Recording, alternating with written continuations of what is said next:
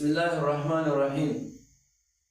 ګوره محترمو مرغوباتو چې کوم دي موږ وویل اوس نوې پایلې ورته ویل موږ پرېښودلو نو دا هم داسې ماشوم ته وښیي ورته به چې ګوره دا فعل په دوه قسمه باندې دی. یو چې کوم دی فعل معروف دی او یو فعل مجهول دی. یعنې یو فعل چې کوم دی نو هغه معلوم دی، فعل معلوم ورته موږ وایو، بل فعل مجهول ورته وایو. د فعل معلوم نه پس چې څه راځي نو هغې ته موږ فاعل وایو، چې هغه موږ مرفوع وایو نو هغسې هغه فاعل وي.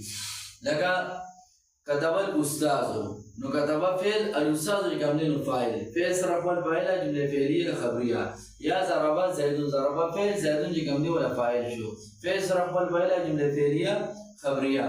اوس چې تدې فعل نه کلم مجهول جوړ کو نو د مجهول نفس چې کوم فاعل راځي نو هغې ته به موږ نایب فاعل وایو، نو دا به موږ مرفوع وایو.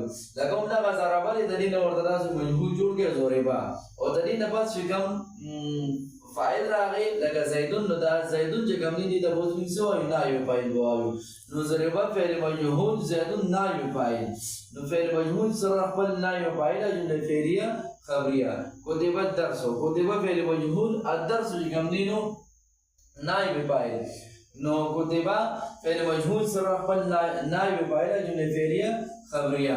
نو بلې جملينو ماشوم پوهه کو بلې کې ور سره بیا اعلان وکړو.